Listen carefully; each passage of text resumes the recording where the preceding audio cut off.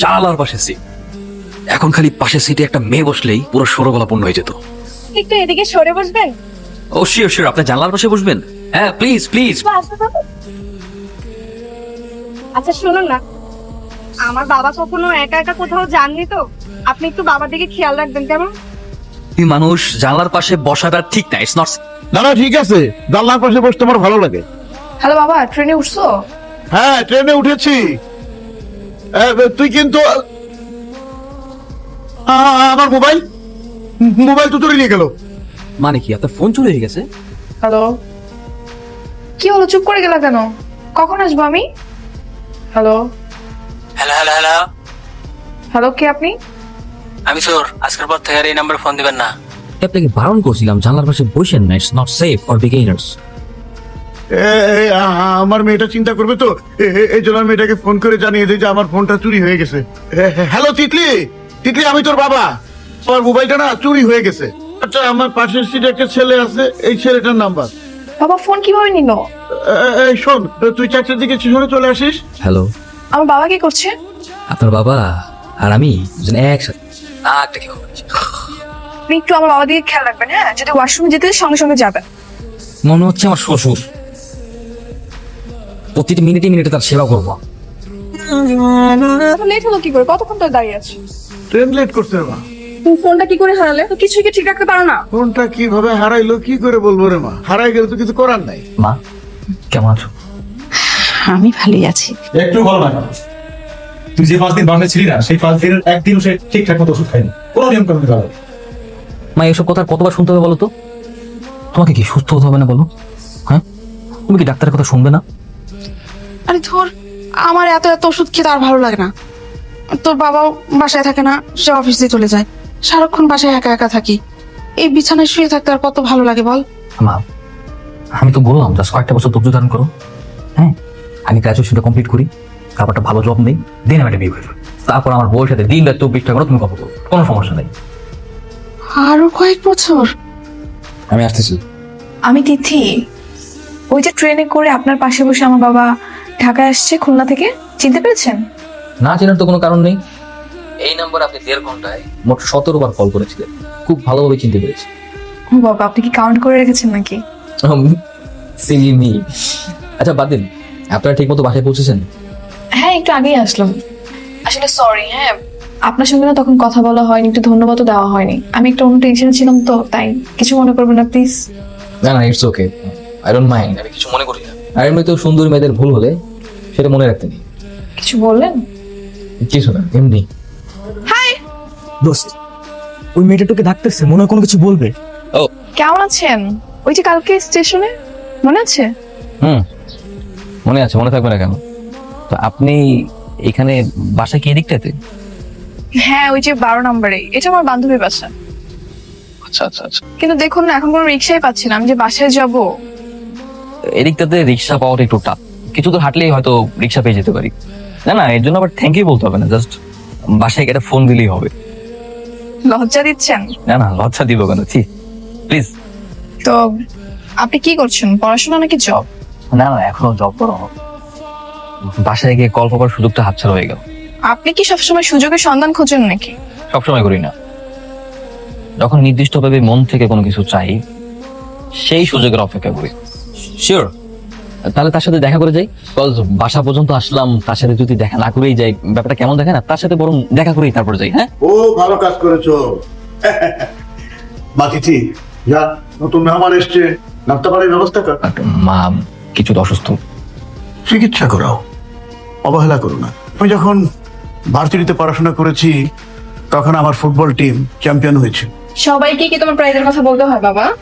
আমি দেখালাম কোথায় রে, ও নিজে থেকে দেখেছে। দরকার আছে, না হলে আমার বাবা শান্তি হবে না। আপনি বসুন। কিছু হয় না, আপনি ছাড়ুন। কিছু হয় নাই মানে? আপনি দেখছেন কি হয়েছে? একটু পরে এই জায়গাটা পুরো ফুলে যাবে। আমি মেডিকেল স্টুডেন্ট, ব্যথা কতটুকু লেগেছে আমি অনুভব করতে পারছি। ছাড়ুন। সরি বাবা, বলো। এই শোন, তোর মা আবার অসুস্থ হয়ে পড়ছে, আমি হসপিটালে নিয়ে আসছি। তাড়াহুড়োর কারণে তোর খবর দিতে পারি, তুই তাড়াতাড়ি চলে আয়, হসপিটালে চলে আয়। কোনো সমস্যা? আমার মা বেশ কয়েকদিন যাবত অনেক অসুস্থ ছিল, আজকে হয়তো অনেক বেশি সমস্যা হয়ে গেছে, আমাকে ইমার্জেন্সি এখন হাসপাতালে যেতে হবে। কোনো কিছু তার লুকানো হয়, তারপর যেহেতু নিয়ে এসছেন, আমরা আমাদের সর্বোচ্চ চেষ্টা করছি। আর দেখি আমরা কি করতে পারি। স্যার, দেশের বাইরে পাঠিয়ে কি কোনো সম্ভাবনা নেই? ওই সম্ভাবনা থাকলে তো আমি বলতাম, তাই না? আমরা শুরু তো বুঝতেই পারি, শুরু তো বুঝতে পারলে হয়তো কিছুটা করতে পারতাম। আন্টি কতদিন ধরে অসুস্থ? অনেকদিন ধরে। আমার জ্ঞান ফিরছে। আল্লাহ আল্লাহ, আমার মারে সুস্থ করে দাও আল্লাহ। মা, এই যে আমি, মাগো চোখ খোলো। আল্লাহ আল্লাহ আল্লাহ। অক্ষয়, বাবা বাবা।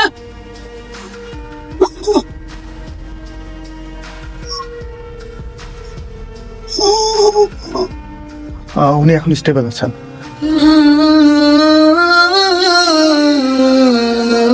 আইসিইউতে আপনাদের রোগীর অবস্থা কিন্তু ক্রমশই অবনতির দিকে যাচ্ছে। আর এভাবে যদি অবনতি হতে থাকে, উনি বরঞ্চ কয়েক ঘন্টা থেকে কয়েকদিন সার্ভাইভ করবেন মাত্র। মা কি আর থাকবে না?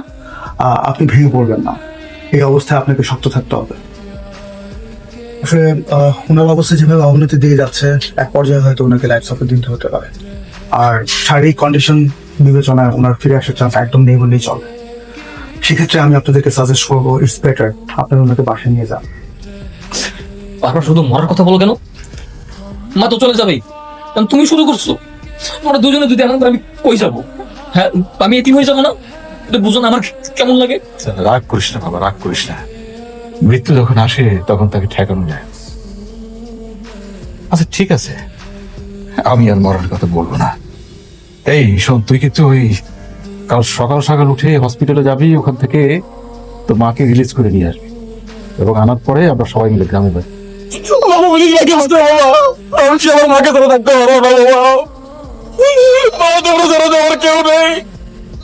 এদিকে আর মেহমান সামলিয়ে তোকে বরঞ্চ হাসপাতালে আনতে যাবো। তাও হয়, ঠিক আছে। যা তাহলে। অ্যাম্বুলেন্সে কি আমার জায়গা হবে নাকি বাসে যেতে হবে? জায়গা হবে না কেন বাবা? অ্যাম্বুলেন্সে তো অনেক জায়গা আছে। শোন, অ্যাম্বুলেন্সের ড্রাইভারে বাসতে চালাইতে বলবি, নাহলে তোর মায়ের কষ্ট হবে।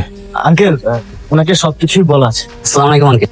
ঠিক আছে, তোমার আব্বাকে বলো আমার ঝামেলাটা শেষ হলে আমি ওনার সাথে দেখা করবো। আচ্ছা ঠিক আছে।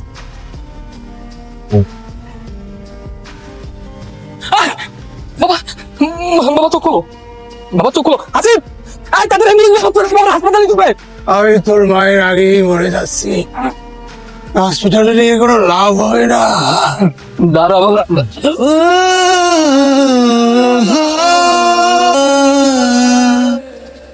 আমি কিভাবে ভেতরে যাবো? আমার যে পুরো কলিজা ফিরে যাচ্ছে, আমি বুঝতে পারবো না। আমি পাবো না। আমি জানি এই কষ্টের বোঝা অনেক ভারী। আমি তোমাকে সান্ত্বনা দিব না, শুধু এতটুকু বলবো, মনে জোর রাখো। আমাদের সাথে আমাদের যাওয়া উচিত ছিল, ইচ্ছা থাকলে উপায় নেই। হঠাৎ করে তিথির বিয়ের ডেটটা পড়ে গেল। বিয়েটা ওর মামাই ঠিক করেছে, ছেলে ডাক্তার, খুব ভালো ছেলে। মানে সবকিছু কেমন তাড়াতাড়ি পেয়ে যাচ্ছে। ড্রাইভার সাহেব কোথায় গেল? তোমার বিয়ে ঠিক হলো কবে? সপ্তাহখানেক আগে। তোমার পরিস্থিতি ভালো ছিল না, তাই আমি বলার সাহস পাইনি। তিথি ভালো থেকো, আমার জন্য দোয়া করো।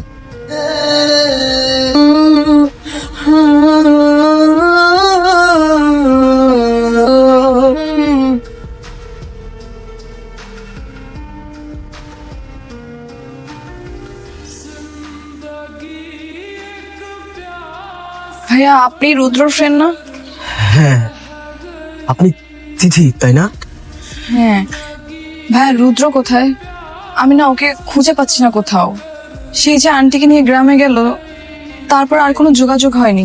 ওর নাম্বারটা অফ। ও আমাকে বলেছিল জানাবে, কিন্তু কিছুই করলো না। প্রায় কয়েক বছরই তো হয়ে যাচ্ছে, আমি ওর কোনো খোঁজ পাচ্ছি না। সত্যি বলতে রুদ্র আপনাকে অনেক বেশি ভালোবাসতো।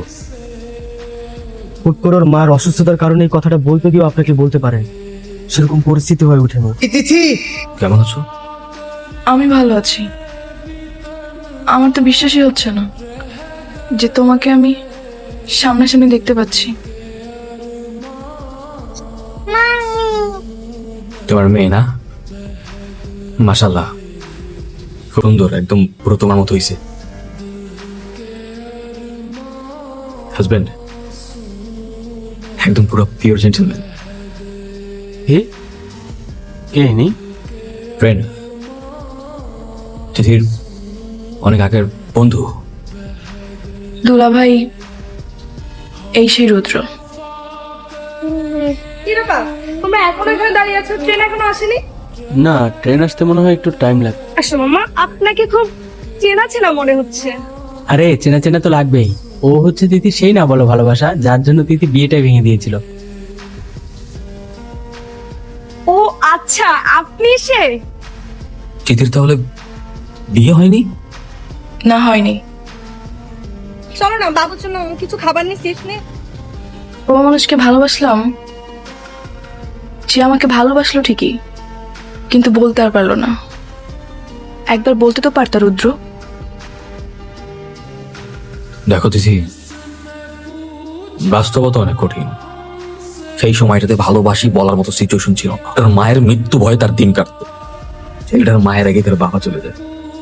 আমি কি তোমাকে একটু জড়িয়ে ধরতে পারি?